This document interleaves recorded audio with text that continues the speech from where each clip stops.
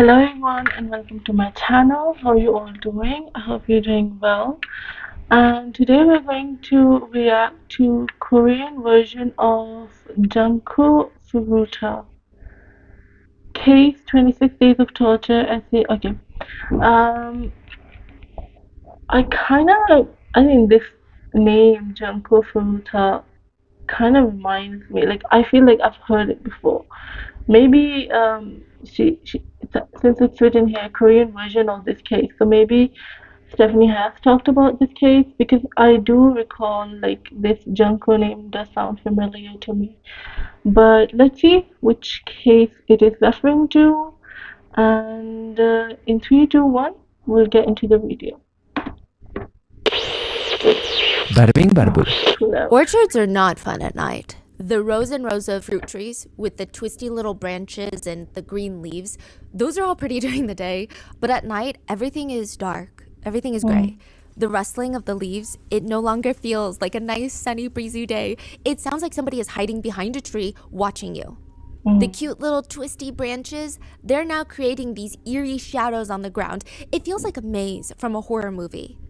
Standing in the middle of an orchard are a group of high schoolers and young 20-something-year-olds. A few of them are 24, 25, but a lot of them are 14, 15 years old. They're huddled in a circle, and there's nobody else in this orchard but them, which makes sense because why would anyone else be in an orchard at 3 in the morning? Oh, why are that? you there? Is somebody here? Focus. They have to focus. Right now is not the time to get distracted. Nobody's here. Why would anybody be here? They need to hurry if this is actually going to work right now. They cannot get caught. That is the only rule that they agreed upon before coming out here together again. A few of them, they still need to graduate high school. One of them still needs to graduate middle school. If they get caught tonight, all of that, it's over. They cannot fail. What did Kim say? Kim said, you just mix these two together and it'll work out perfect. He said it's the perfect mixture. There's no reason for it not to work. I mean, it has to work, right? Hurry, just start pouring it in. They kick their shovels to the side and start pouring in the mixture down into this massive hole that they dug up in the ground. They have to hurry. They're starting to get hungry. They pour the sludgy, gray cement mixture until it covers what's buried. First, they completely cover a hand, 5 fingers. Then it's connected to an arm, and they start pouring the concrete on the arm. Then the torso, and then finally, the face. The face of the 15-year-old girl that they held captive for over a month and tortured. When they're done, they all leave. They head back. Wait. Junko, okay, I remember now. The case, it was a Japanese case, right? Of the girl, a young teenager that a bunch of gang members, young means teenager gang members, like they held her captive and tortured her. I remember that case. That was the first rotten mango case that I heard of Stephanie. I remember I was like, going back to her Stephanie Sue videos because I wanted to I wanted to know each and every case that she had covered. And when I found out that she has a podcast where she does cases, as she said, she's not able to stay in front of, when she's eating and everything. So she has made a new podcast where she goes and does covers these gruesome cases. And I remember that Junko, I think it was Junko, or maybe it was the toolbox killer. I think it was Junko's case that she covered, the first case she ever covered in her Rotten Mango podcast, and her first ever case that I heard of Rotten Mango podcast. So I do remember that case very well. I mean, it was first case and it was so shocking, and it was the first time I had heard something such a gruesome case. So I remember thinking about that case for weeks later on, and I couldn't get it out of my head. It was just really, really, really bad. and especially like they didn't get any proper sentencing because they were, teenagers, and I remember it. Back to their cars with their little shovels, and honestly, they feel good because they freaking did it. They're gonna get away with it. That's how they feel, at least. But don't they know? History always repeats itself, and a very, very similar case took place 26 years ago in Japan. The case of Junko Furuta. The case of Junko Furuta is one of the most gruesome cases of sadistic torture we've ever covered, and it was all committed by teenagers.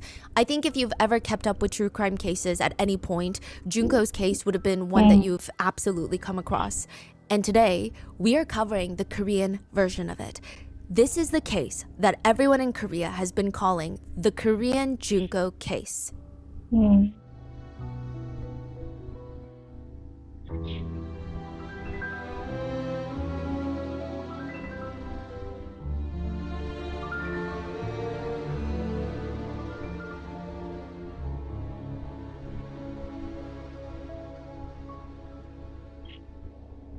We would like to thank today's sponsors who have made it possible for Rotten Mango to support the NAMI network. With an impressive international reach and a heavy presence in Asian countries, this nonprofit provides life-changing opportunities for survivors of sexual trafficking by providing workforce and life skills for the women and victims that they serve. This episode's partnerships have also made it possible to support Rotten Mango's growing team, and we would like to thank our listeners for your continued support as we work on our mission to be worthy advocates. As always, full show notes are available at rottenmangopodcast.com. A few massive disclaimers before we get started.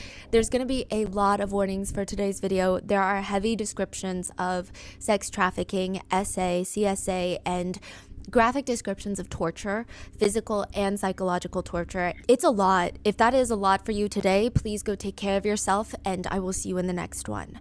Many names have also been changed for anonymity, and also because many identities have been not released. They've been protected by the law. A few statements have been condensed for time, and we had our professional translators help us with the gathering of the facts of this case. But if there is anything at all that is mistranslated, miscommunicated, or anything we didn't include, please let us know down in the comments. So with that being said, let's get started. The best way to drink soju is on the floor. I mean, there's just something about it that usually hits better. You get all of your friends in a circle. You get bottles of soju, which is hard liquor. You get cup ramen, snacks, and you sit in this circle on the floor playing drinking games. I think it's nice because you only do that when you're younger, and it's always this memory. In South Korea, a mix of high school girls and college-aged boys, yes, very alarming, are sitting in the motel room on the floor drinking soju. At first glance, if you were to just peek inside this room, it looks like they're playing drinking games. And maybe that's why one of the girls is more drunk than the others.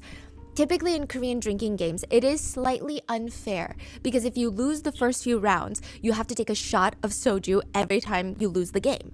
But if you're already drinking soju, you're likely to lose the next round of games, so then you end up drinking more rapidly than everybody else.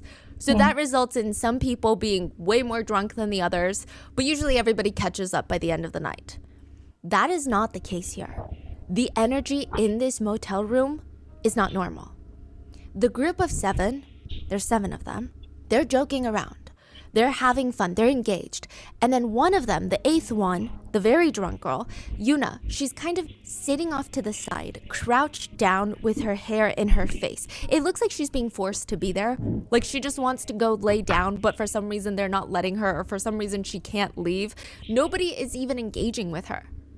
But every once in a while, they'll grab an empty cold noodle bowl, a naengmyeon bowl, fill it to the brim. These are big bowls. Think of like a pasta dish.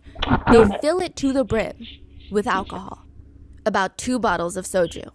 They put it on the floor right in front of Yuna. Drink it. She will have to bend down and drink the entire bowl. They will not let her stop.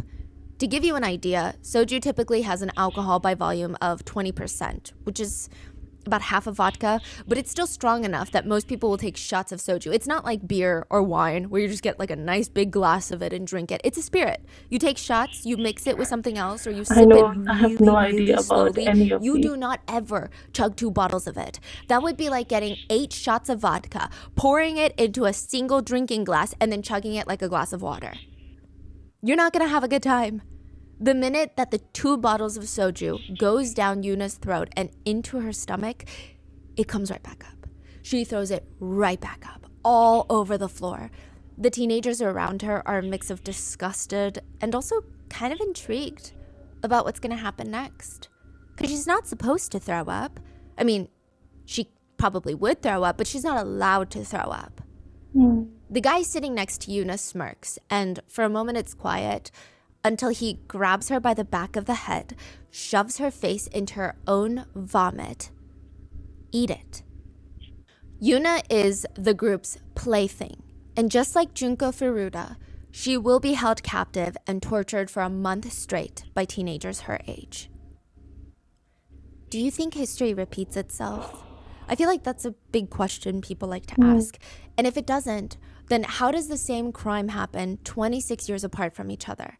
It's not even the same in terms of, oh, it's both a case of kidnapping, sadistic essay, torture, and murder, but the cases feel eerily similar, down to how the perpetrators are caught, how the victims try to escape, how they're lit on fire. Everything feels similar.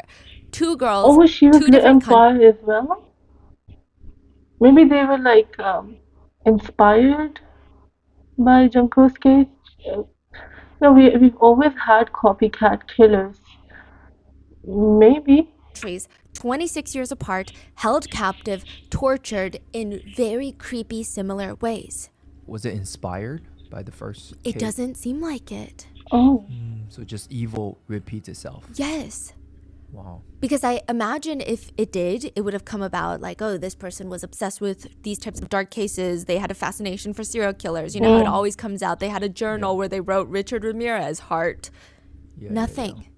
Both cases, the case of Junko Furuta in Japan in 1988 and the case of Yuna in South Korea in 2014, both cases start with a kidnapping from a helpful hand, someone that they believe is going to help them. But there is this saying, better the devil you know than the devil you don't know. Japan 1988. 17-year-old Junko is rubbing her bruised knee. She's laying kind of awkwardly in a ditch on the side of the road. Her bike is practically on top of her at this point. It's 8:30 p.m. It's not the most optimal time to get injured alone. Junko looks up. She's frustrated. She was riding her bike home from her part-time job when this random 15-year-old boy comes up to her out of nowhere, completely unprovoked, and kicks the side of her bike. She and her bike go flying off the road into this ditch, and now she's rubbing her slightly bloody knees. She's dusting the dirt off her legs when this figure walks up to her. Another boy, maybe a little older, perhaps 18. He offers to help her up. That guy is famous around here, the one that kicked you. He's a pervert. He once threatened me with a knife, you know?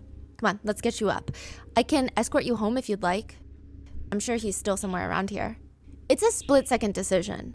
Do you risk being alone and vulnerable to the bike-kicking pervert to come back and get you? Or do you take the helping hand, hoping it's someone safer? The possibility that the two of them... what would you do if you are in a situation like this? I think I would do the exact same thing that Junko did. If I know the person, I would take the hand.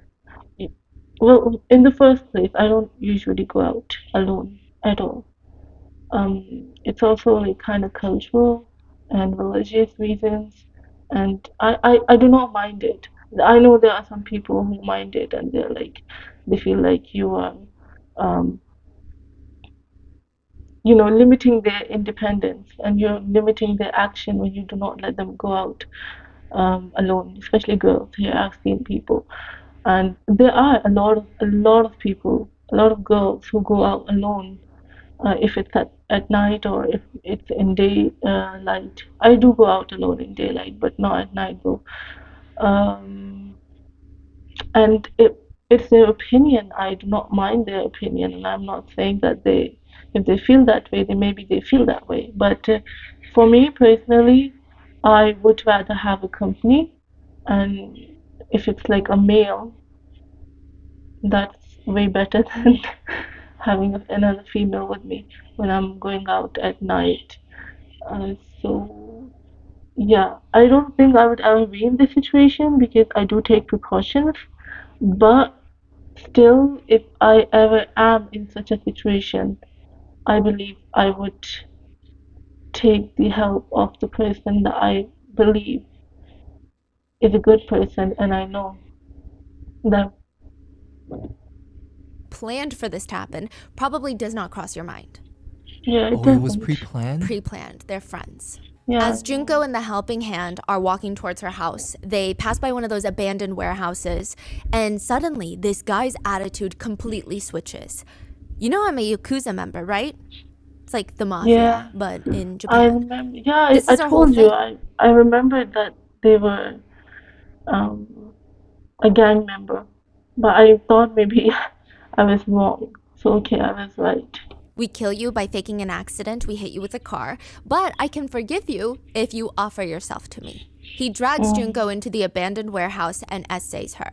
But when he's done, he is sitting next to her. She's very panicked, and he tries to convince her, actually, there's more.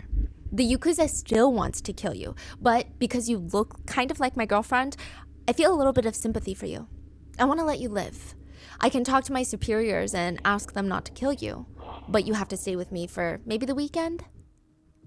He leaves to call two of his friends and he tells them, I've captured a woman. Do you guys want to eat together?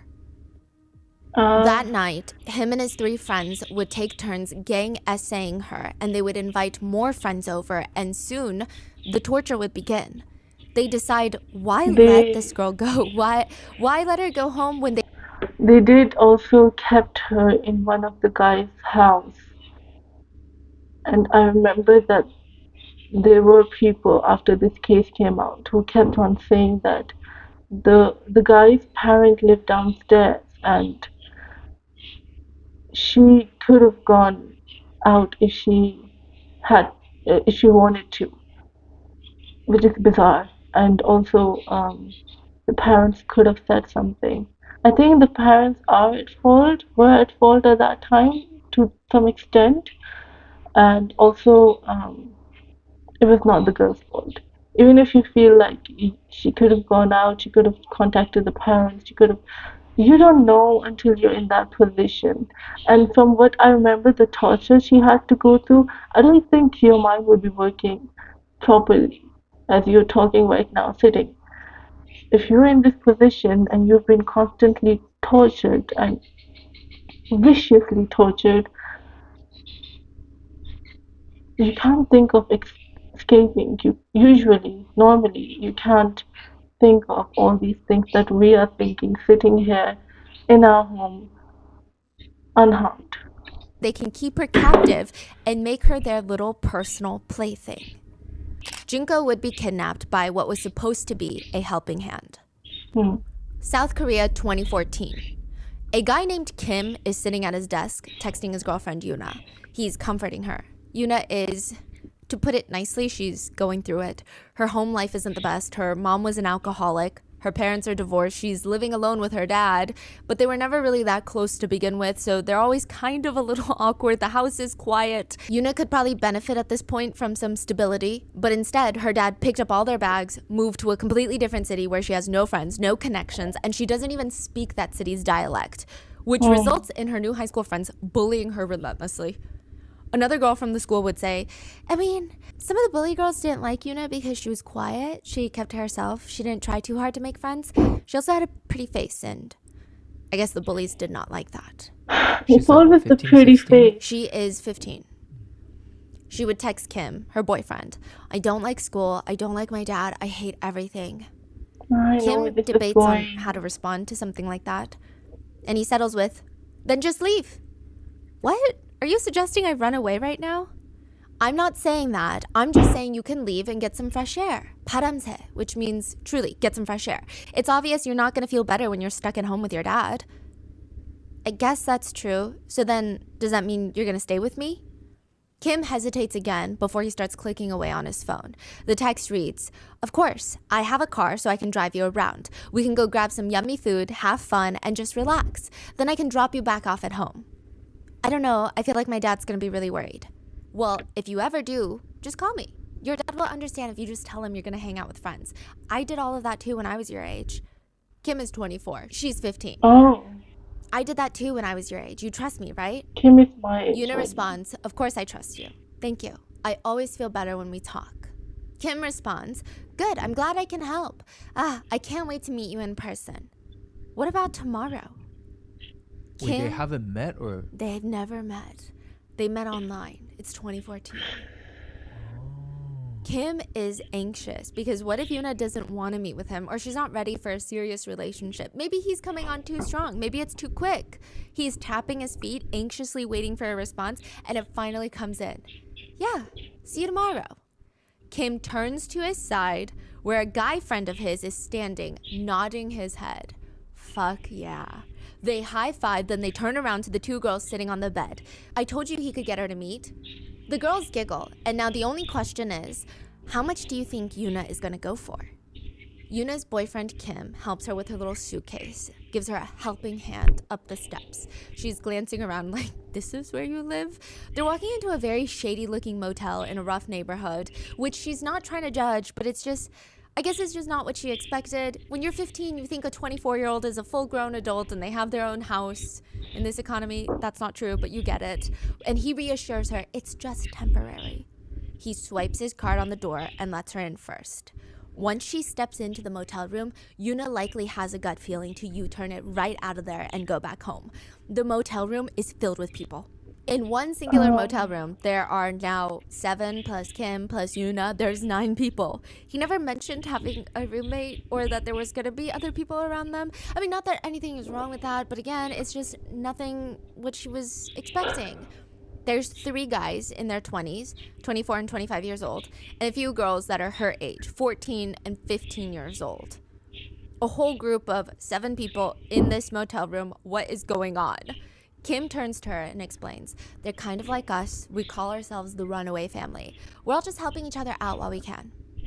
Yuna expresses, "Maybe this wasn't the best idea. Maybe I could just go home and I'll be back and it'll be great when I get back, and maybe now's not the time." But they block her from leaving.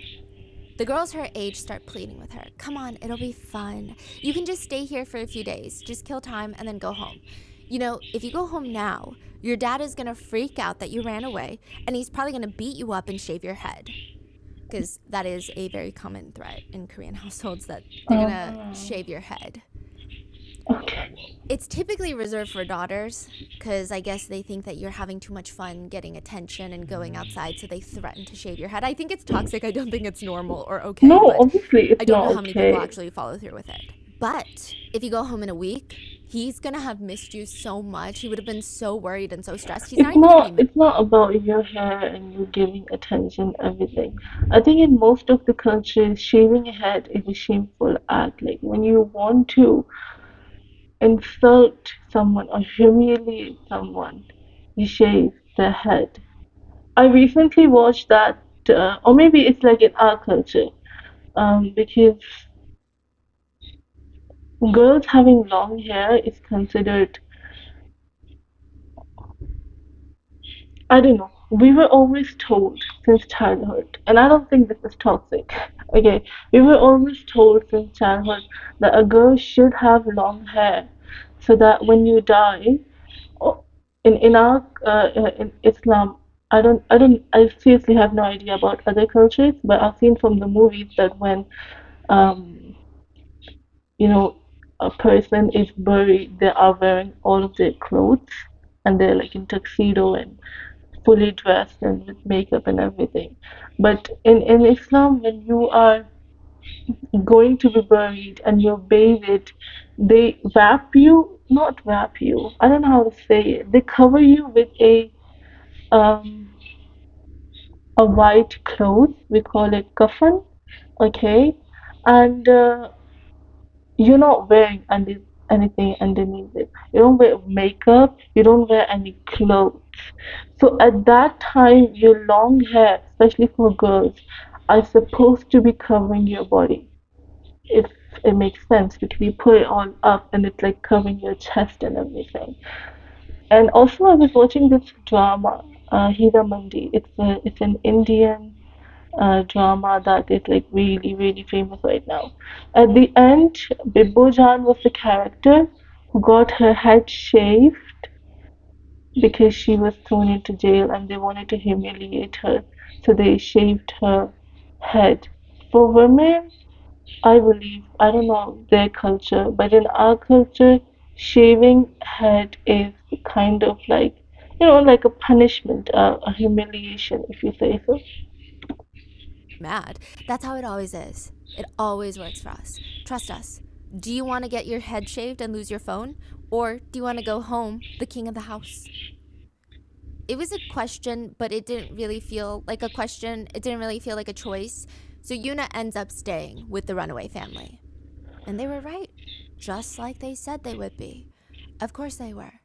Mm. 2 weeks later, Yuna is standing in front of her home door. It's open. I mean, she has no idea how her dad is going to react after seeing her for Oh, the they first let her time in go. 2 weeks since she ran away.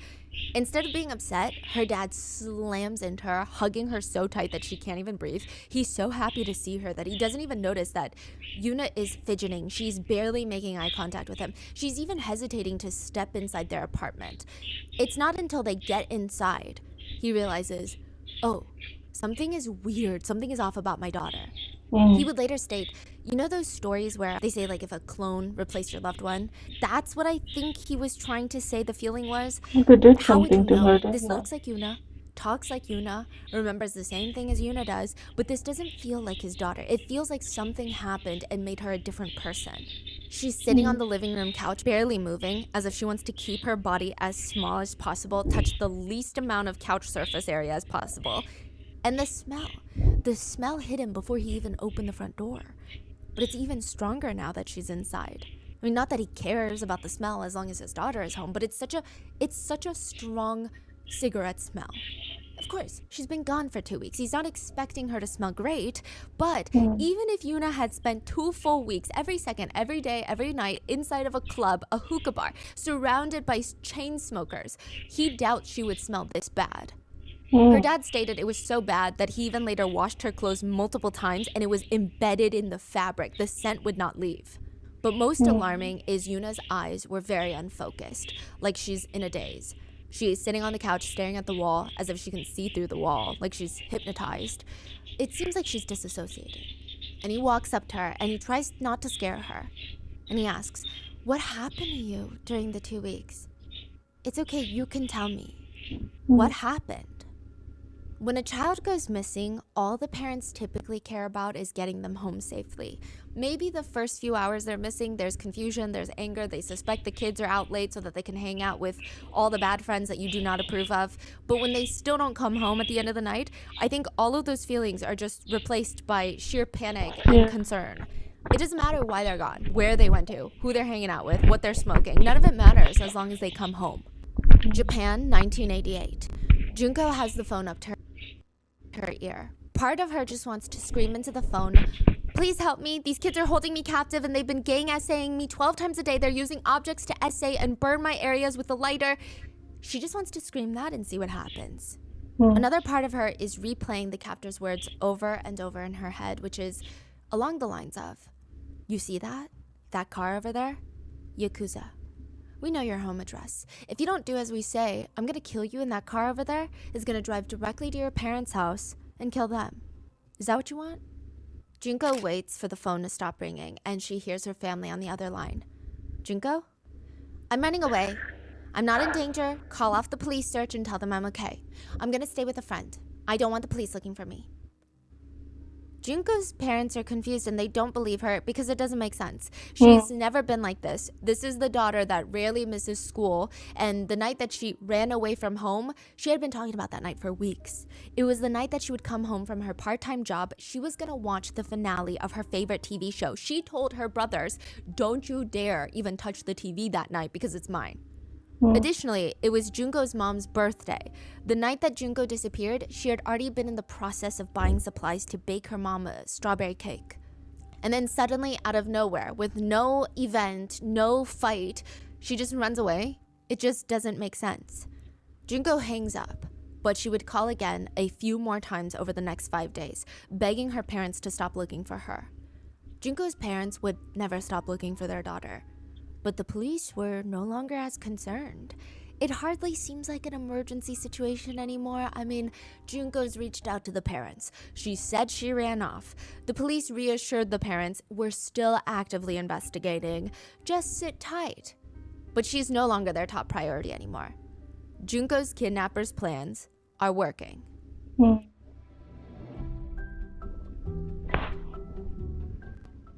Before we opened our Grandpa Mango business, I heard so many people talk about how hard it is to open up an online store. And don't get me wrong, it's very hard. But the parts that they were focusing on were you have to make a website, make it look pretty, 7 days of sign up.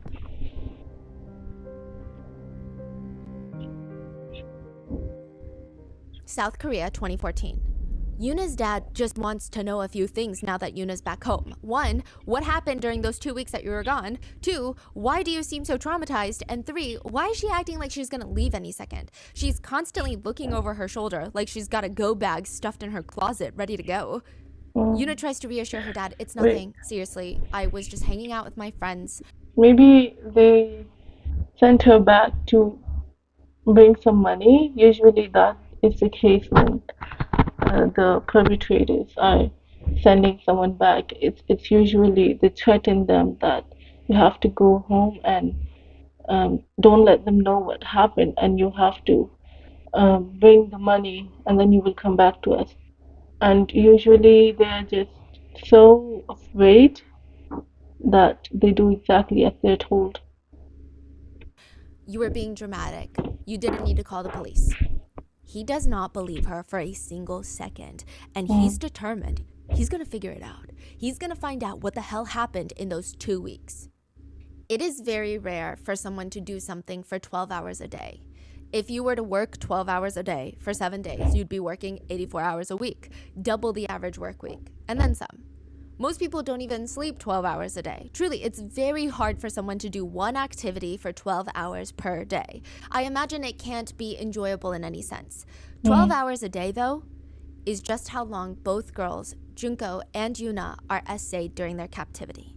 12 hours every single day Every single for day? over a month. Japan, 1988. Junko is not allowed to wear clothes. The first few days Junko was taken into captivity, she was held hostage and gang essayed by the 4 main perpetrators. There's 4 teenagers that are mainly responsible for this. The bicycle boy and his friends. But soon she would hear them calling their friends over. And they would tell their friends, and this is a paraphrase, but along the lines of, they'd be on the phone saying, we have a free woman trapped inside ready to be used. Every single day from then on, 12 times a day, 12 to 18 hours a day, Junko would be essayed. Eventually, the captors and their friends would get bored of, quote, just assaulting Junko. Oh The no, fun no, was I more so remember, in the please. power and the torture and the humiliation.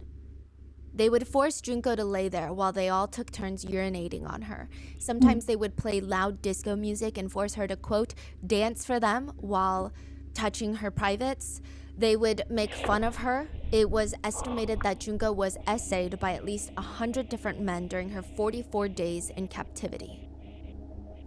The sexual torture would only escalate in the next few weeks. It's almost like her captors and the other friends who would be invited over were playing this game of who can be more sick, who can be more twisted. Within a few weeks, they start essaying Junko with other objects. They initially start with random objects that they can find, get their hands on, but eventually they start intentionally looking for objects that would cause the most damage.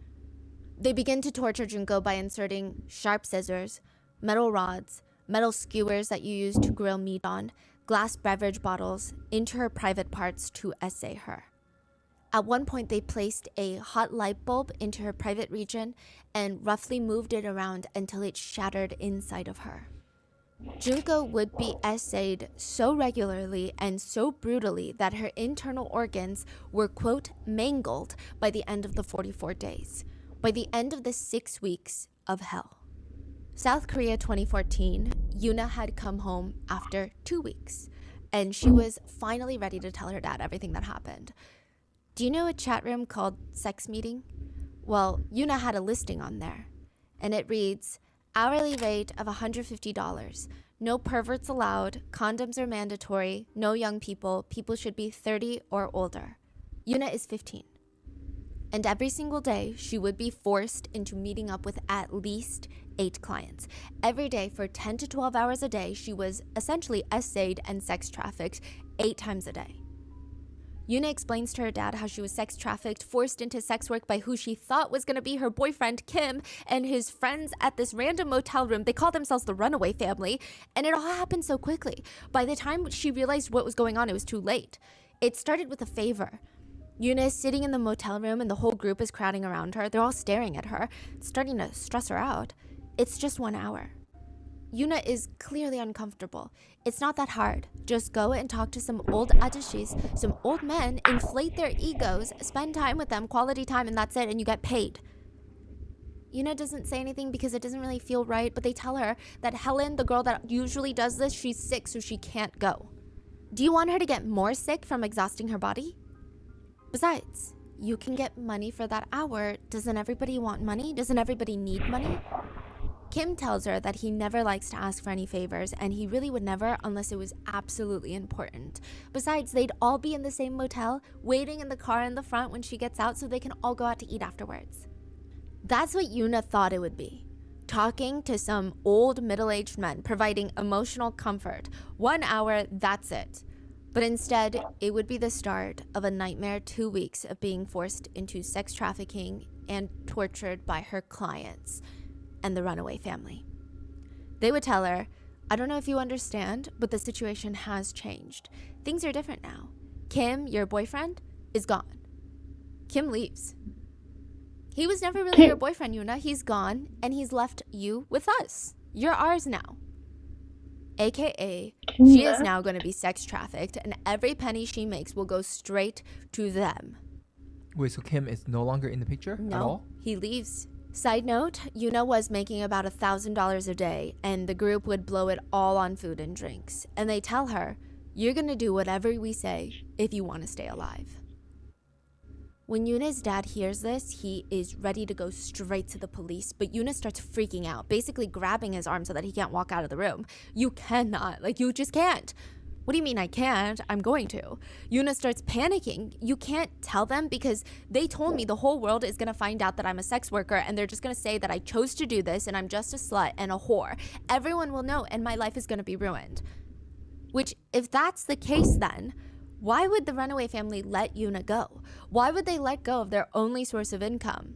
Their, quote, product, as they say.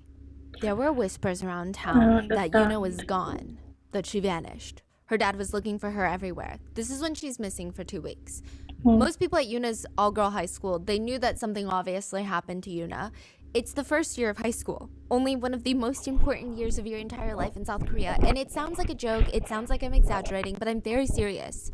It is one of the 4 years that will determine where you go to college, and for the general public, that is going to determine your socioeconomic status for the rest of your life. Nobody just transfers out the first week of high school. Something must have happened to her. The most popular theory was that she ran off with a new boyfriend, which isn't inaccurate per se, but everybody knew that Yuna was dating someone. They could see it. She went from being this very quiet girl the first 2 days, and then literally in the span of a few days, she starts smiling. She's skipping to class, smiling at her phone nonstop. Every class break, she's on her phone. That can only mean one thing. She's dating someone. But I don't think that any of that really mattered to Yuna's dad. He just wanted to find her, get her home, and in order to do that, he filed a police report. Since Yuna's captors are 14, 15, 24, 25, they are all part of the same circle. Some of them go to the same middle school, same high school in that area, and they have connections to everybody in that school. And they find out through the grapevine that Yuna's dad is desperately searching for his daughter, getting police involved. The Runaway Family start freaking out. If they do nothing, the police will eventually track them down and they will have to explain why they kept a girl hostage in a motel room sex trafficking her. They think of maybe they can tell the police that she was just a poor runaway girl and they were trying to help her, but that's not going to work. The best case scenario is the police do not get involved at all with the group. So how do they do that? They turn to Yuna. If you promise us something, we'll let you go home. They let her go home if she promises not to tell anybody what happened or who she met up with when she ran away. And that is why after 2 weeks of being held captive, they let Yuna go. Their plan was, Yuna will not say a single thing and none of them will be in trouble. And maybe their plan would have worked better had they just made Yuna call her dad, just like 26 years ago in Japan when Junko was forced to call her parents. But they sent her home, and right when Yuna's dad saw her face, he knew immediately something was very, very wrong. When it comes to holding someone captive, usually there's one rule. Don't let them go. I mean, it's like the most standard of all the rules. Now, enforcing all of that, it's a whole different story. South Korea 2014. It's not exactly what Yuna wanted to do right when she gets home, but her dad wants her to go to church. It's the best place for her to be right now. I mean, Yuna's been back. She's constantly anxious. She's looking over her shoulder. She told her dad, I think somebody's watching me. He convinces her that there's nowhere safer than church. He already told the pastor what happened. He's filled in. He's going to watch over Yuna to make sure nobody bothers her. She's or even tries to talk to her traumatized. about what she's been going through. She's going to be protected. But even then, the pastor's not going to be able to stop people from staring at her. Everything the runaway family told Yuna would happen was happening. Everyone in school found out about what happened to Yuna once her dad told the police. There were group chats dedicated to talking about how Yuna, the newly transferred girl, was caught doing sex work after running away from home for 2 weeks. Some of the students feel sorry for her. Other students feel like, well, then she shouldn't have run away in the first place. Which is... I mean, you get it. Bizarre. Regardless of what people thought about Yuna's situation, whether they felt sympathy or pity or just, oh, that's what she gets, all these weird feelings, the runaway family were right. Everybody knew what happened to her, and her dad had reported it to the police. Everyone knew, including the runaway family. Church sermons are usually split into groups. The adult service, the youth service, the junior service. Some churches even have sermons for the daycare group. Yuna and her dad would be split up during their sermons, but he promises her the second that his sermon is out, he's going to be right by her side again. But when he gets out, he would later state that he sees the youth pastor on the phone outside, and he's confused. What is this man doing? Isn't he supposed to be watching over my daughter? Yuna's dad searches every single room, every single bathroom in that church. Yuna is gone, and he won't see her alive ever again. The runaway family had come to take her back, kidnapped her from church. If you were to simplify the concept of keeping control over captives, it would boil off into two types of control: physical control and psychological control. The physical control are restraints, locked rooms, constant surveillance, just ripping them of any shred of autonomy or freedom of movement. And then the psychological control, and in a lot of cases, that just comes down to humiliation. Japan, 1988. Junko could not run from her captors. Literally, she could not run. They cut her Achilles tendon and lit her ankles on fire. You know that part right above the back of your ankle where you flex your toes up and it's slightly bony part that sticks out from the back? Junko's captors cut that part. They cut the tendon in there and they lit her ankles on fire. They did this due in part for the torture aspect. It's known to be unbearably painful when your Achilles tendon is ripped or shredded or even just torn. It's a very painful injury on the body. But also, once you cut or damage your Achilles tendon, the likelihood that you can run, let alone walk, almost none. Initially, a lot of the control that Junko's captors had on her was physical. They locked her up in one of their rooms, would not let her leave, always had someone watching her, tied her up with tape. But eventually, they would start beating her every single day with golf clubs, those long bamboo sticks, iron rods. She was so badly injured that for her to even crawl to the restroom, to drag herself to the toilet, took her an hour. There was no way that she was physically going to get away. But there's a very strong psychological aspect to her captivity as well. They made sure that she knew that she had zero control over her life. They had the ultimate power. And that came through some really perverse methods of humiliation. They would force Junko into the freezer, a giant standalone freezer. They would throw her body in there, close it, and just leave her in there for hours. They would throw her outside on the balcony to sleep in the middle of the night, where temperatures can get as low as 23 degrees Fahrenheit. If she's lucky, sometimes it can go down to negative 13 degrees Fahrenheit, which by that point, Junko likely isn't even gonna think about escaping. She's not focusing on that. She's focusing on getting out of the freezer. She's focusing on getting off the balcony. That's where her attention and energy are inevitably gonna be. Most experts say that psychological control is more restraining than the actual physical restraints. In Junko's case, her captors fed her mainly a diet of live cockroaches, centipedes, and her intake of liquids were mainly her captors' urine and feces, as well as biological fluids. Later, during her autopsy, coroners would find what they described as a translated but, quote, unthinkable amount of semen, so much so that they did not believe it was possible for her to even be able to digest it without severe issues. Once tested, it was discovered later that some of the biological fluids belonged to animal life, animal semen. Some netizens suspect bestiality, some netizens suspect they were getting it somehow. Wow. What? South Korea 2014, 26 years later, humiliation was also the focus in Yuna's case. The runaway family, her captors, once they kidnap her from church, bring her back, that's where a lot of the abuse starts escalating. They start using her as a personal punching bag. They would take degrading photos of her body, post them onto texting apps. They would force her to connect with creepy old men online that wanted to pay for intimate relations and do really disgusting actions in bed with a 15-year-old. Even after being kidnapped from church, Yuna would be sex trafficked 4 to 8 separate times per day. And these sessions would last hours. And when she wasn't being essentially essayed, they would grab her by the hair, throw her onto the ground, and they would scream at her. The runaway family kept telling Yuna that they were really upset that she told her dad what happened. They called her selfish. They said, you only think about yourself. We let you stay at our place. We fed you. And this is what you do? And for that, they claimed that she deserved to be punished. While the runaway family would lounge on the bed or the little sofa in the motel room to watch TV, drink, and eat good food, Yuna was mainly crawled up on the floor in a fetal position when she wasn't being sex trafficked. Sometimes one of the younger girls would turn around just to pick on her. If you don't stop staring, I'm gonna scoop out your eyeballs. Yuna would be forced to drink ungodly amounts of alcohol for the group's entertainment. She would be forced to eat her own vomit. She would be physically assaulted and beaten every single night. They would host fight clubs where they would taunt Yuna, we'll let you go as long as you can fight every single one of us and win. Most of the time when they proposed such a game, Yuna was not in a state where she could even fight, whether she was too injured or too drunk or both. And God forbid she actually did harm one of them, it's likely that they would hold her down and assault her together. They would grab objects to throw at Yuna, and when they didn't feel like that was enough, the group would throw literal chairs and desks, just full pieces of furniture at Yuna's body. They would grab her by the hair, force her face all the way back so that her neck is extended forward.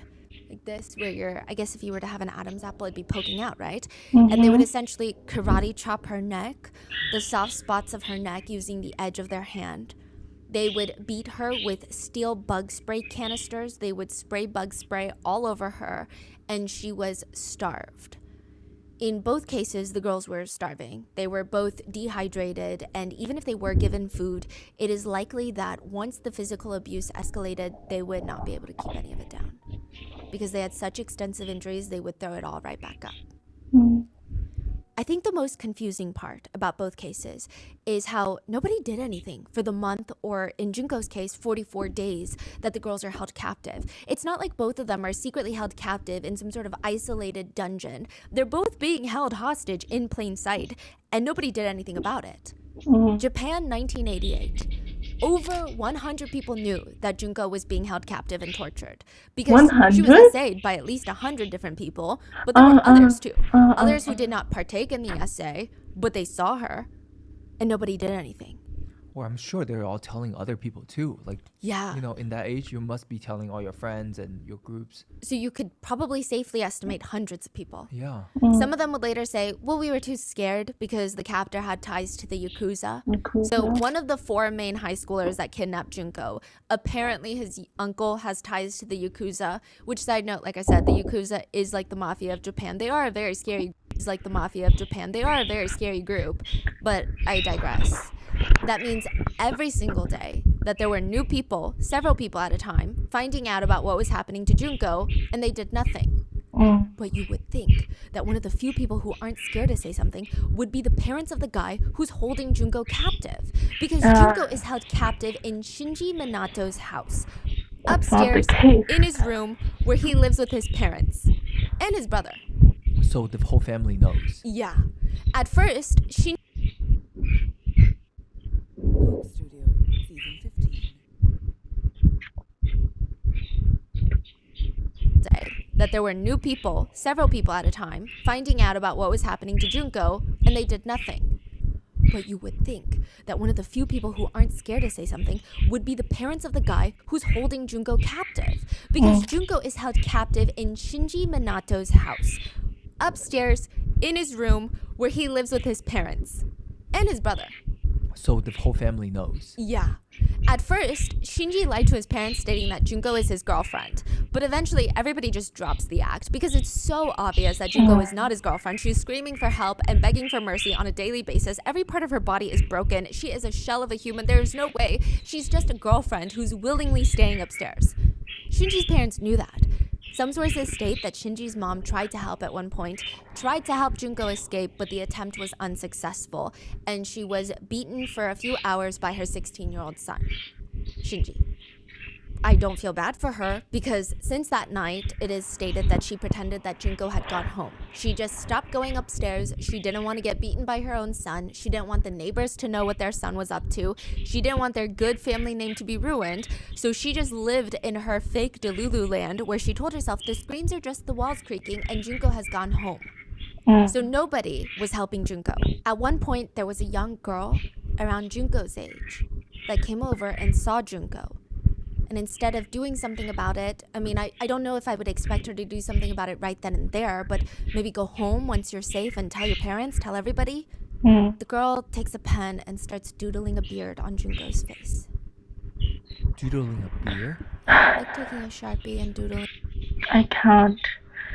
These people are just so sadistic. And the fact that all of them are like in one place, like no one in all of those people was like a normal person. All of them were like really, really sadistic, and those that were not were like too afraid, too timid to do anything. A beard. South Korea 2014. It's hard to estimate just how many people knew what was going on with Yuna, but it can't be nobody. It can't just be the runaway family. I mean, they're jumping from motel to motel. They have to check in with the motel staff, use the elevators, run into other people in the hallways, outside. They have to move Yuna because near the end, she wasn't even able to walk on her own. Her whole body was filled with cuts, bruises, and pus. Nobody said a single thing. Even without Yuna's extensive injuries, you would hope that some motel staff would say something after seeing a bunch of 20-something-year-old men checking in with girls that are clearly 14. But nothing. The runaway family are basically running a child trafficking ring out in the open. I believe they jumped even from multiple different cities, and nobody said a single thing. But fine. If the perpetrators, their friends, and even the motel staff do nothing, at least the police are going to do something, considering both girls have been reported missing by their parents. It's not like nobody's looking for these girls. Japan, 1988. The police receive a very strange phone call. A college boy had called to tell them that his younger brother had witnessed a crime. His younger brother came home overly excited but also panicked and stressed out, and he starts rambling about he just saw at his friend's house there's this girl that's like a circus animal. She's tied up, being essayed over and over, and all sorts of strangers are like coming and peeing on her, and they're sticking light bulbs and bugs inside of her. She has zero autonomy, and they're hanging her up from the ceiling and using her like a punching bag, beating her like a piñata. This is by far the strangest call that the police have received all day. They immediately dispatch 2 officers to the house in question. They knock on the Minato house. Shinji's parents come to the door. Shinji Minato. What's going on? The police explain the bizarre situation of the human punching bag forced to eat cockroaches. It sounds crazy. Oh, I'm sorry. There is no girl in the house, just our 2 sons. You're sure? You're more than welcome to check, but we've never heard of a Junko. And they didn't Doesn't ring a check. bell. The police pause. They look upstairs towards the 2nd floor. It's a small house. I mean, there's no way that a girl is in here experiencing this level of trauma and torture and abuse and the parents don't hear a single thing. There's no way. So they brush it off. They thank Shinji's parents for their cooperation and have a nice day. It doesn't matter to them They that there is an didn't active check. missing persons case for a high schooler in the same area named Junko. South Korea 2014. When Yuna goes missing the second time, when she disappears from church, the police do not consider Yuna a high priority missing persons case. Honestly, just like Junko's case, they're just lazy. They kept trying to bounce Yuna's dad off to other police officers. It's not my jurisdiction. It's not our jurisdiction. You gotta call these people. To show you how lazy they were, Yuna went missing from church, where there are lots of CCTV cameras at this church. If they just played through the footage, they would see that Yuna did not walk out on her own. She was effectively dragged out by these two girls. Her body language is screaming that something's not right here. She does not want to leave. But by the time that the police actually check the footage, it is too late for Yuna. She would be dead. So if nobody, not even the police, are doing their jobs to look for them, the girls would end up trying to save themselves. Japan, 1988. Junko's captors are drunk. She can hear them. They went from being belligerent, well, which isn't really different from when they're sober. I think but this they're was the starting to time where smoke. they set her This on would be her fire. only chance. All of them are drunk. They didn't tie her up. They knew that she was so badly injured that there's no way she can get to a phone. The only working phone happened to be on the first floor, all the way downstairs. They didn't think she was going to get there. So Junko starts crawling all the way downstairs. It takes her a very long time considering her injuries, and she finally makes it all the way down, reaches for the phone, dials emergency services. The phone finally picks up. What is your emergency? But right at that moment, she feels a hand closing over her mouth. She turns to her side, and one of the captors is there with his finger up to his mouth. Shh. He grabs the phone. Sorry, my sister just misdialed by accident. He hangs up and drags her all the way back up. She had just been caught. South Korea 2014. Yuna knew it was her only chance. The motel staff are clearly not doing anything, and the police weren't coming to save her anytime soon. The only phones that were in the room, in the motel room, were in everybody's pockets, and they had disconnected the motel landline. But one of them had left the laptop open and unlocked on the desk, and everybody else had fallen asleep. She could sign into her Facebook and send out her location, get help. It would just take a few quick clicks, that's it. She quietly drags herself over to the computer, glancing around the room. She gets up and starts clicking on the keys so slowly that it doesn't even make a noise. She likely is frustrated how long her email and password is for security reasons, but she's sitting there, key by key, slowly entering it in, and then finally she logs on. She uses the little trackpad to hover over, and then someone grabs her hair and slams her head back, and there is a hand gripping her throat. She had just been caught. So she only locked out and didn't say anything. Yeah. Both girls would have to pay for trying to escape. Japan, 1988. Candle wax was how the captors decided to punish Junko. They tied her down and started running a candle up and down her body, burning her, dripping candle wax in the most painful places. They would hold her down and drip the candle wax onto her very thin eyelids and even into her eyes. They would drip it into her private regions and all the areas where she had exposed flesh and wounds. Exposed meaning not just a scrape where the skin had been scraped off, but muscles are showing likely. A lot of Junko's torture focused on her legs, whether it was so that she couldn't run or if it was because they liked to torture her private regions the most and her legs happened to be nearby.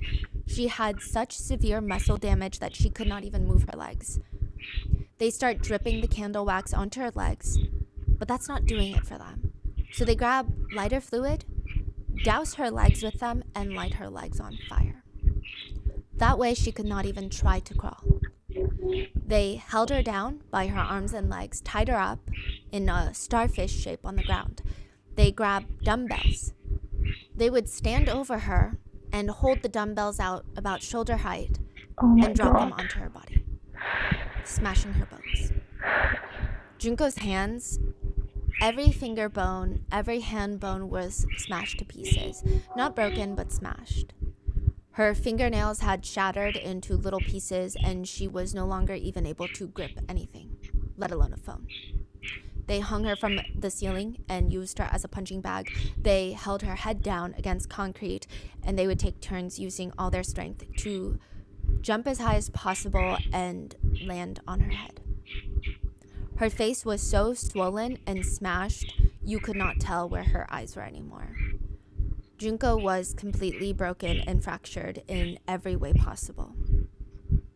But she was still alive? Still alive. Yeah. South Korea, 2014, 26 years later. Yuna was held down while one of the main captors, Lee, a 25-year-old man, would grab an electric fan. In the older motels, they have these older fans where the blades are more metal and they're exposed. So it's actually a bit more powerful, but it's not like It's like we still use these blade, metal blade standing fans. your little plastic fans where you can stick your finger in and it stops the blades from running. It's Oh no pretty no! sharp. I think I know where this is going. I don't like it. I don't like it. Sometimes um, I think recently, like these cases are kind of like getting into me. I don't know which case I was listening to from Stephanie, and I didn't want to finish it. I couldn't finish it. Before that, it never happened. No matter how gruesome the case was, I was able to listen to it. I don't know why. Recently, I can't listen to cases like these. You know, after listening to Stephanie for a long time, I got really interested in true crime. I mean, that's why I'm doing this, right? But I wanted to create my own channel. This channel that I'm putting these videos on was first created for the purpose of putting out true crime cases. I wanted to cover them by myself, and I started researching. The first case I wanted to do was a Pakistani case. I hope Stephanie one day does work on that case. It was Javed Iqbal, the serial killer who killed 100 children in 1998, okay, in Pakistan. I wanted to do that case, and I was searching for that one. The toll that it took on me when I was searching for that one.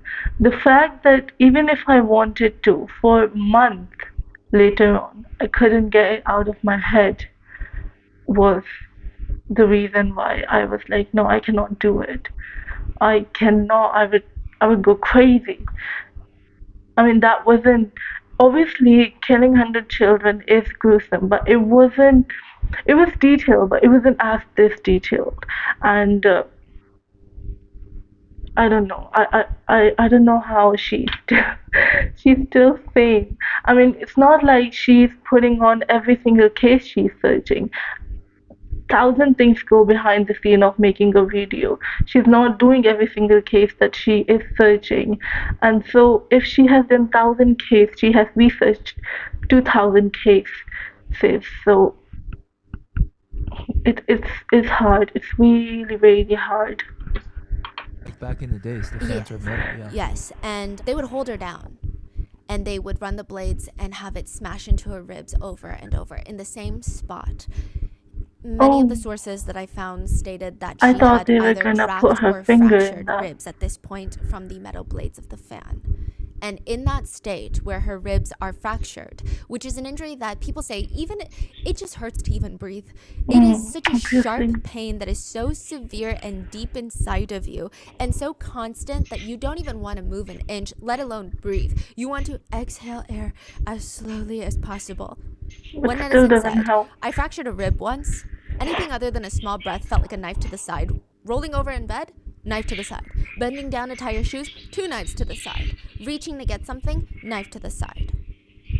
People with fractured ribs say they were terrified of sneezing because of the pain it was going to cause. But the runaway family would force Yuna to do 100 squats with fractured ribs for their entertainment. She would be delirious from the pain and barely conscious from everything that was going on. And they would, in that state where she's not even there, they would force her to memorize multiplication charts. And if they would quiz her on math and she answered incorrectly, they would beat her more. It sounds like this group is more like having fun with mentally torturing, like enjoying the process. Yeah, I would say that Junko's captors are just purely more sadistic. this feels like sadistic bullies. Yeah, they are looking for entertainment. Yes. Whereas I think Junko's group, Yeah. I'm sure they are getting a level of entertainment, but it seems more like they're getting off on the pain. The pain, yes. But But this one group, is for like Yuna's case, they're getting off on the entertainment of they pain. want to see her I know it's react, like such her a slight face, difference, but and it was... it's no, so I sick. understand. Yeah. Understand. They would just keep beating her. Now, both girls' bodies, for example, Junko's injuries were a lot more extensive. I don't think that people call the Korean case the Junko case because of the extent of injuries per se, but because everything is so eerily similar. So I don't want to make it seem like, oh, this is the same amount of injury or physical pain. Both girls had sustained injuries that were really bad. Junko obviously worse, but near the end, neither of them could walk on their own. Neither of them could hold down food or even water without throwing it up immediately. They were both severely malnourished. Both groups of captors just kept going and coming up with more creative ways to torture their hostages. It almost becomes a sick game of who can torture them in the more creative, sadistic way possible. It seems like they become addicted to the pain that they are causing. I do think that every single one of these people in both cases are sick and twisted and would 1000% commit these crimes with or without their friend group. But I think the uniqueness, as they say, of the torture aspect, the acts of torture, was egged on by the group mentality, is what a lot of experts say, of wanting to outdo each other almost. Oh, like that's all you could come up with? I'm way more creative. Makes sense. Which I hope nobody takes this as me excusing any of them or lessening the impact of what they did. I honestly think this just makes it worse. This is more sick. A lot of netizens were confused because obviously when it comes to sex crimes, it's never about the sex. It's about power. But Junko's captors were really excited to have a, quote, plaything ready at their disposal. They stated that they no longer found Junko attractive, so they had to go and find another one. They kidnap and start gang essaying another woman, a 19-year-old girl. I did In the not Runaway remember Family that. case, the whole reason Kim even reached out to Yuna was so that they could sex traffic her. But now they had assaulted her to the extent that she could no longer work and make money. It's just interesting. A lot of people point out that both groups of captors, they kidnap the girls for a very specific reason, but they become overtaken by the sadistic torture. And the torture becomes the new motive. Japan, 1988. Junko had 5 fireworks placed inside of her. 1 in each ear, that makes 2. 1 in her mouth, that's 3. 2 in both of her private regions, and that's 5.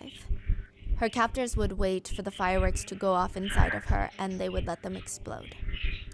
I don't have the medical knowledge to tell you exactly what injuries she would have sustained from that kind of torture, nor is there enough readily available research online that I could pull from, but especially when it comes to her private regions, Junko had already been so viciously abused that it's hard to state which torturous action caused which injury, because they had been essaying her at this point with glass shards, knives, metal grilling skewers for over a month straight. But as for the ones in her ears, the fireworks, her eardrums were busted from the fireworks. She was nearly deaf at this point. They placed fireworks in all of her orifices. Her captors also shoved sewing needles into her chest. They stabbed hundreds into her chest to the point where later on the autopsy showed there were no gaps in between the needles. They just kept shoving more and more, and then they would take turns punching her in the chest. They would leave the needles in there. South Korea, 2014. Yuna just wanted some water. She had a very high fever. Her body was giving up on her. Everything felt sore and bruised and cut up, and she cannot breathe. She begs her captors, just give me 1 sip of water, just a little bit of water. Water? You think you have the right to ask for water?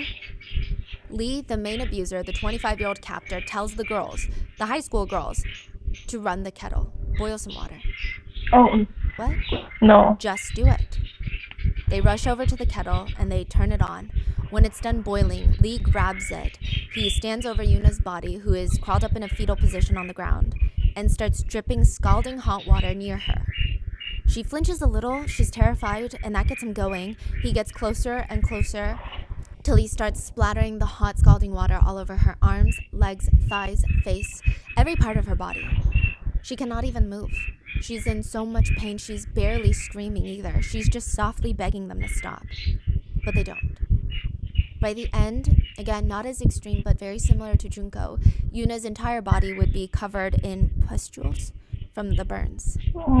And in both cases, it comes down to one last thing. One last game. The captors in both cases want to play one last game with the girls. Both girls would look their captors in the face and play. Japan, 1988. Junko had accumulated so much blood in her sinuses that she could no longer breathe through her nose. She could barely see after the damage of the hot candle wax to her eyes. She cannot hear from the fireworks exploding in her ears. She cannot eat or drink anything. Her digestive system is shutting down. She weighs close to 65 pounds. She could not hold her urine. Some parts of her body are said to have already started rotting, and she smelled like death. Every part of her body was infected. Her brain had shrunk to a fraction of the size it originally was from the extreme stress. All of her hair had fallen out mainly. Her brain had become shriveled. She couldn't even grip anything with her hands. She could not walk. She could not sit up on her own. She had blood and pus-filled boils all over her body. She had shattered glass bottles still remaining inside of her private regions, digging into her insides. And yet she is still alive. And when her captors challenge her to a game of mahjong, she would look them in the eye and she would win one last game. She won South Korea, mahjong? 2014. Yuna is crouched up like a ball on the floor of the back seat of the car. They had driven her somewhere secluded and she couldn't really tell. They said that they wanted to play a game. Tell us, Yuna, if you could take any one of us with you when you die, who would you take? Remember how 25-year-old Lee was the worst abuser? The one that poured boiling water over her, the one that used the metal fan blades to shatter her ribs? Yeah. She looks up and says, Lee. Lee was there. He laughs, leans back, and starts beating Yuna, screaming, "What the fuck did I ever do to you?" And they make her choose again. Yuna likely knows what's going to happen by whoever she chooses. She still chose And Lee. yet she still raises her head and names the next person she would take. And they would start beating her with a brick. Oh, okay. They were losing their minds. They're screaming at her, "You're out of your mind. I've been nothing but nice to you, and now you want to make fun of me? Do you want to die? Let's die together then." Japan, 1988. After losing a game of mahjong against Junko, Junko's captors start beating her with an iron barbell. They force her to stand up, but she can't, so she ends up falling backwards, hitting her head against a stereo, splattering blood everywhere, and starts convulsing. Her captors are really pissed, though, because they think that she's faking it. And when she stops moving completely, they're confused. They're like, there's no way she's dead. They kick her, nothing. They smack her, nothing. They drop another dumbbell on her, nothing. And now they're agitated. She's really pretending. Nothing. And now they're agitated. She's really pretending. So they grab lighter fluid and spray it all over her face, forcing it even into her eyes, on her eyeballs. And then they take a candle to light her on fire because they think she's faking it, and this way they'll know she's not. But she flinches just a little. She was still alive at this point, but she would be burned alive, and her final torture would last 2 hours before her body finally goes into shock, and she dies. South Korea, 2014. Yuna's captors drop the bloody brick onto the ground. Why isn't she moving anymore? They put their hands under her nose to check for her breathing, for her air, but nothing. What the hell? They start freaking out. I think she's dead. They start freaking out not because they killed someone, but how inconvenient this is going to be. The captors drive to an isolated orchard. Using a shovel and a pickaxe, they start digging a human-sized hole in the ground, a grave. They throw Yuna's limp body in. Now, some sources speculate that she might have still been alive at this point. But before they cover her body, they pour gasoline all over her face in particular and throw a match in to light her on fire. They want her face to be completely unrecognizable. When her face is completely charred black, they put out the fire and cover her with soil. Within 26 days of first meeting the perpetrators, Yuna is dead. But fire is not enough. 26 years apart, both groups of captors have the same idea. They want to make the body disappear. But if that's not feasible, how do you make it seem like it disappears? Maybe you will hide it in plain sight. Japan, 1988. The captors place Junko's body into a 55-gallon oil drum and fill it to the brim with concrete. They want to hide the fact that the muscle in her entire body looks melted at this point. All of her organs appear to have burst and are shattered. Some organs were mangled beyond recognition. There were clear signs of forcible tooth extraction. Her lips were completely cut up and barely there. Most of her face bones were crushed. They thought the concrete would fully encase the extent of their crimes and would completely hide Junko's body so that they could move on, get away with murder. South Korea, 2014. The runaway family realized something. Orchards are not a great place to bury a body, because it's the one place that people naturally dig. They want to plant new trees to produce fruits and vegetables. So that's the whole point of the orchard, no? So they go back to her grave, dig it back up, and they see Yuna's body there. Maggots crawling everywhere. And they grab the cement mixture and start pouring, filling and covering Yuna completely. Just cement into the ground. They think that if someone were to come and try to dig to plant a tree, they see cement, they're just going to give up and dig somewhere else. They thought the concrete would fully encase the extent of their crimes, would completely hide Yuna's body so that they could move on, getting away with murder. I think one could argue that the crimes are similar but not identical, but things start getting very strangely identical around the time of both groups' arrest. Japan, 1988. One of Junko's captors is arrested. The police sit him down in the interrogation room and tell them, "We know what you did. We know what you did to that girl. We know who you did it with, and we're going to get you guys for it." He just opens his mouth, the captor, and starts confessing to everything that they did to Junko over the span of 44 days. And when he finally stops talking, when he's done telling the police everything that Junko had been through, they tell him, "That's not what we were talking about. We didn't even know." What? They had arrested him for the kidnapping and gang essay of the 19-year-old girl. Remember? The other victim? South Korea, 2014. Initially, 4 of Yuna's captors were arrested. They were wandering around a park when undercover cops came up to them and put them in handcuffs. Officers bring them into the station for murder. The murder of a man named John. They were arrested for a completely different case.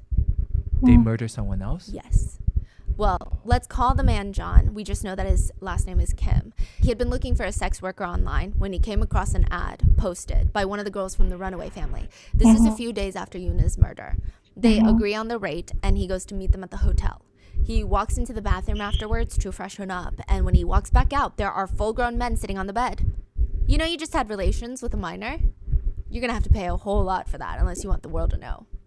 They start beating John, dragging him out the motel, into the car, beating him some more, taking his jewelry, keys, wallet. The main purpose for physically assaulting him to the extent that they were was they wanted more money. He would need to give them his bank passcodes, his social security number for them to take all of it. By the end, John was slumped over in the back seat, dead from the beatings. Which we don't have too much information on John's death, but we do know the beatings were obviously very bad.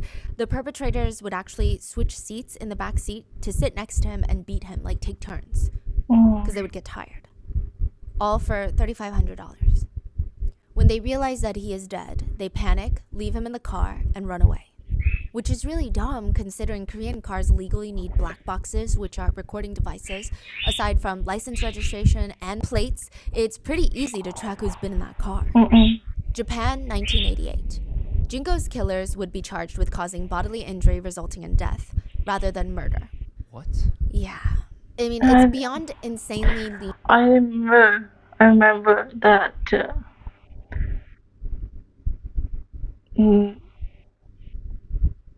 they were not sentenced properly. I remember that they got away with everything. Justice did not come to Junko, and the perpetrator and the culprits, they got away with it. I hope it's not the same case with Yuna. lenient considering it's not even the group's first time committing crimes. People reported if the group of Junko's captors were around, they would always hear a woman screaming for her life around. They were constantly gang essaying people. Despite the sheer ruthlessness of their crimes, they were charged as juveniles, which I believe do adult crime, do adult time. Hiroshi was sentenced to 20 years, Shinji Minato 5 to 7 years, even though it took place in his house. Yasushi Watanabe received 5 to 7 years, and Joe Ogura received 8 years. And these people are all out Yes. by now. Still alive, still committing crimes. We're gonna get into it. Oh, okay. South Korea, Okay, 2014. because at that time when Stephanie did the podcast, we did not had any.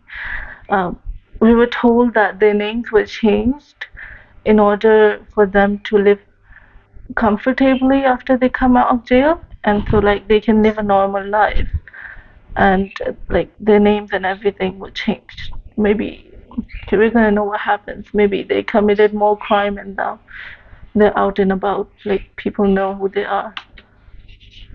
Once the public found out about Yuna's murder, they were terrified that the killers would be charged with causing bodily harm, resulting in death. But the perpetrators were charged with murder.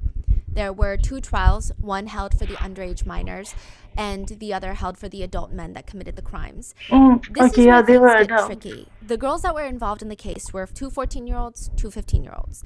Their defense attorneys argued that the girls were victims before they were perpetrators, stating that before Yuna, they were forced into sex work, and after seeing what was happening to Yuna, they were terrified to not participate because they believed if we don't do this, it's going to be us next. No. They said that the guys made them follow bizarre rules. One of the rules that they would have to recite every morning when they woke up was literally rule number 3: always be alert or you can be targeted like Yuna. Anybody can be the next target.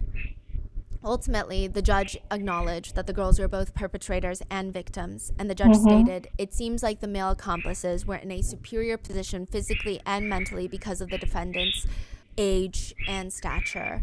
They were about 10 years younger, and the younger defendants must have felt some fear watching the harsh acts committed by the male accomplices against the victim." But the judge argued that the girls still did nothing to try and help Yuna. They did not alert the authorities. They did not tell an adult. Even up until the last second, they did not do anything. The judge felt like, yes, the girls are victims, but they are also perpetrators. The girls were sentenced to around 6 to 9 years each. The second trial consisted of the adult men. Kim, the boyfriend that lured Yuna to the motel, was actually not involved in the murder. He was consulted on how to mix the concrete. He gave them advice, but he was not there for most of the abuse or the killing, which I don't really think means anything. He knew Yeah. what they were going to do to her. He knew that he was luring underage girls out of their homes, but he was only sentenced to 5 years.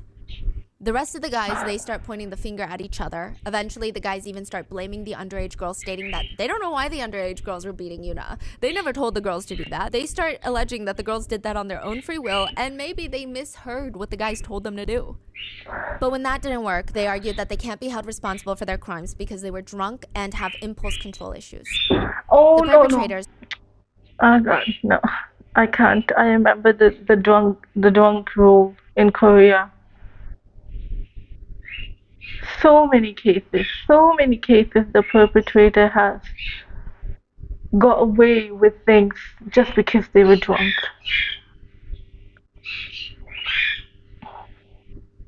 whose identities have not been released were sentenced to 35 years to life in prison.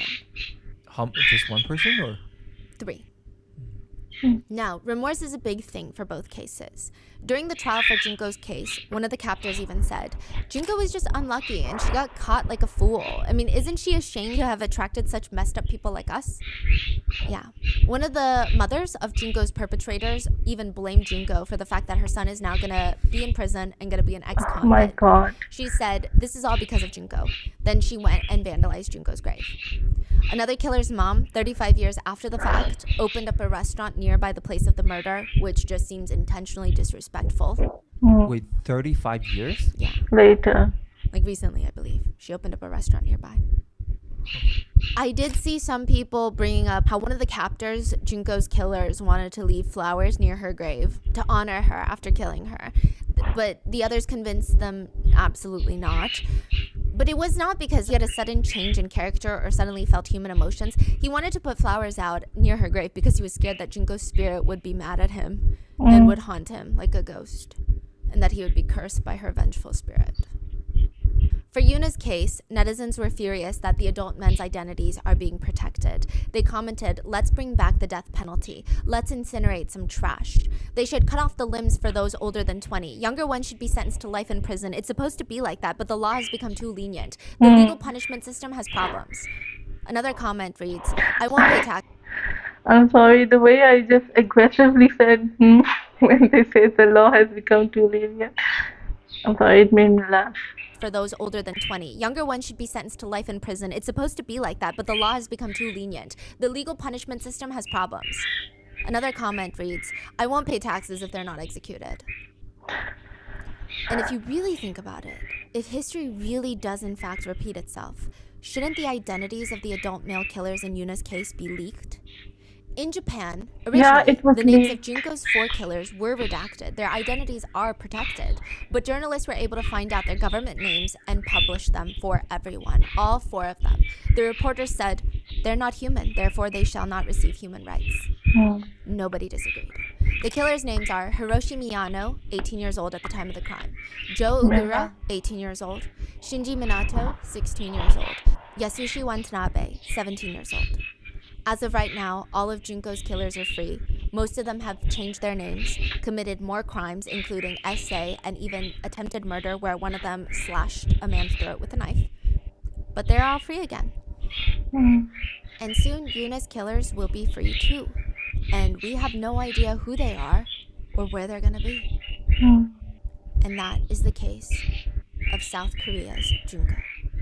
So this is like also because recently the Miryang rape case, yes. So I see a lot of comments for us to cover it. We've covered it. It's just an audio format. We are debating revisiting that case, but we're following all the new developments and just keeping up with it. If you guys want to get the full case in detail, let me know in the comments. But I don't know 44 if I have. kids. I don't know if I've heard this Miriam case. Maybe I have, and I don't remember the name and everything. But I don't. Until I hear it again, I won't recall if I know about this case or not. Brutally essayed a girl, gang essayed a girl, and their identities are being leaked right now. Not by the government, by literally netizens. Okay, wait. So let me know. That was Miriam case? See Wait. a lot of comments for us to cover it. We've covered it. It's just an audio format. We are debating revisiting that case, but we're following all the new developments and just keeping up with it. If you guys want to get the full case in detail, let me know in the comments. But 44 kids brutally essayed a girl, gang essayed a girl, and their identities are being leaked right now. Not by the government, by literally netizens. yeah. So 44 kids? Kids? And 44?